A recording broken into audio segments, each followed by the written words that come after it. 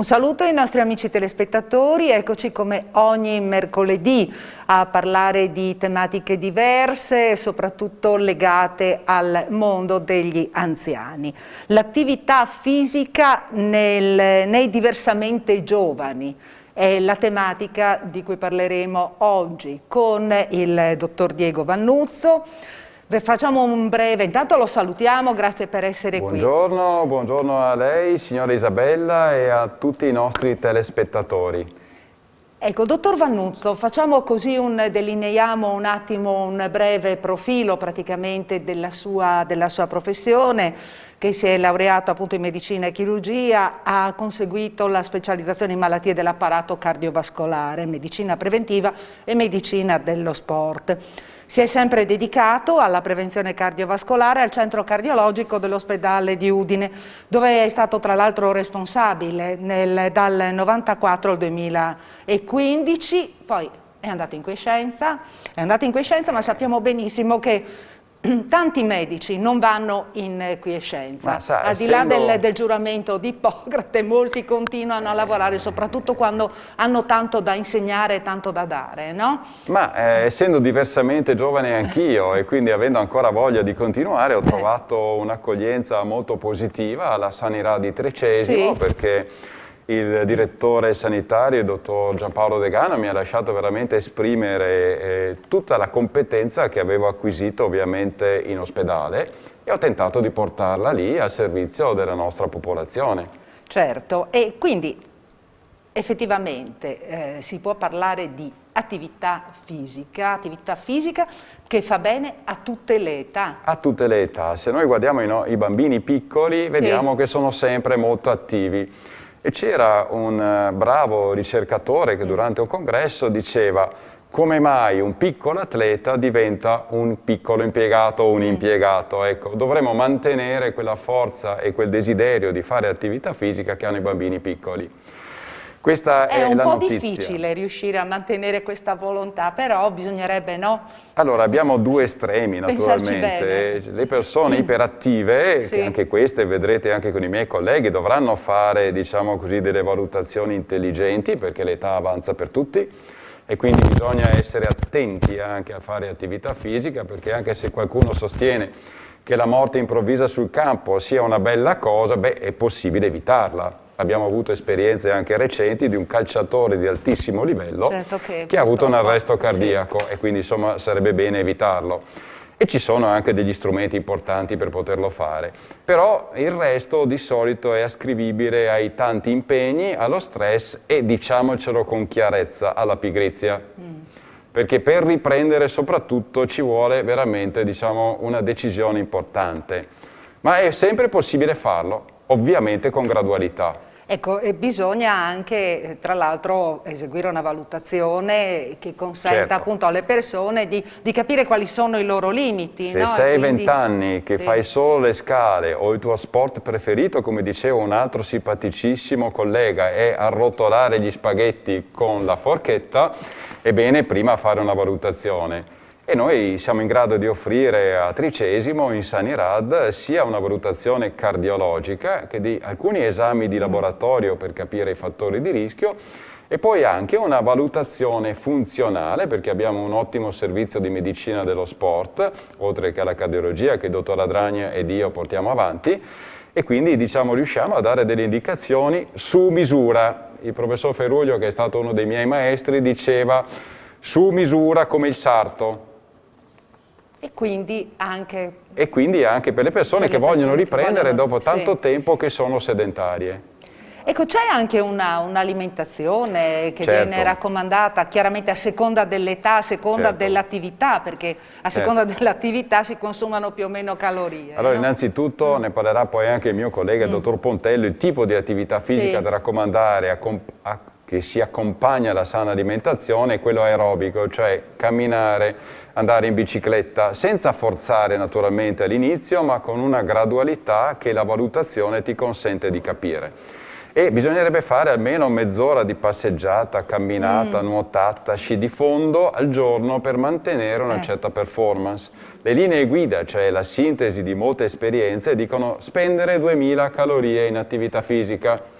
E non sono proprio poche, ma pensate che un panino per esempio ne ha 350, quindi si fanno anche presto a rimpiazzare. L'alimentazione, venendo appunto a questa, è la classica piramide della dieta mediterranea, o meglio della sana alimentazione mediterranea.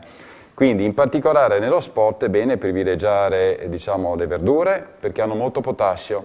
Bisognerebbe ridurre il sale, che c'è anche negli alimenti diciamo così, conservati, sono eccellenti, noi qui in Friuli abbiamo delle eccellenze perché pensare a un montaggio, un San Daniele, si possono mangiare ma con naturalmente moderazione. E poi invece incrementare verdura e frutta diciamo così, piuttosto che integratori, bene, non so, succo di mela, succo di mirtillo.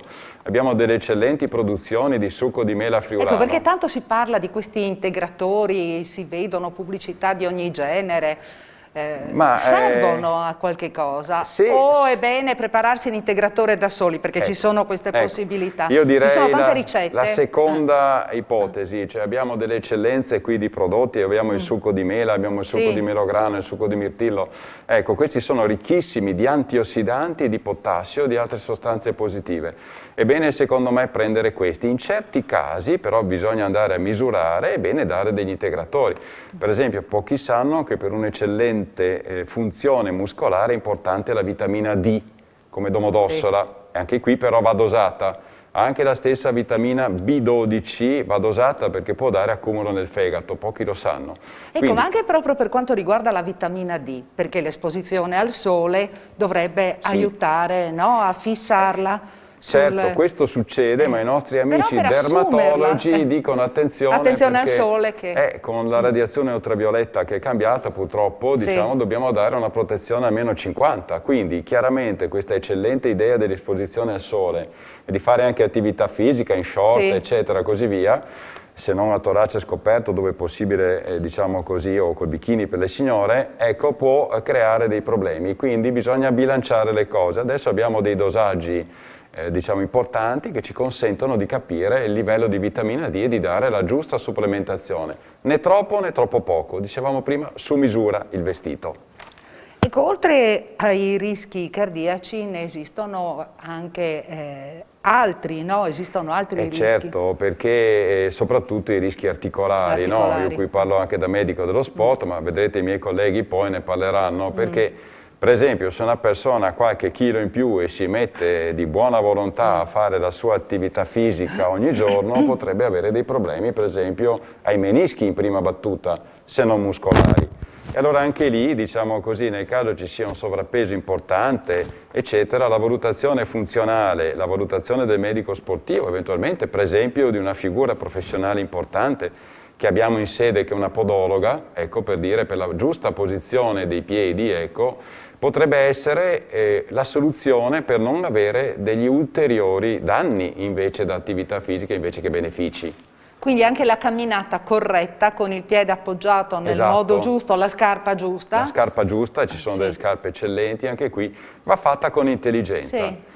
E un'altra buona pratica può essere la camminata nordica, e cioè la camminata con i bastoncini. Quella con i bastoncini, va tanto adesso, no? Va tanto anche perché hai il duplice vantaggio. Primo, diciamo così, spendi più energia nell'unità di tempo, quindi arrivi alle fatidiche 2000 calorie settimanali spese, ma poi puoi anche, se sei soprattutto un po' in sovrappeso, e ci sono tante persone della terza età che lo sono, scarichi la parte superiore del corpo, quindi gravi quindi meno, con il movimento delle braccia spendi più calorie, ma anche scarichi più peso, la parte superiore del corpo viene scaricata attraverso la corretta impugnatura della racchetta da camminata nordica.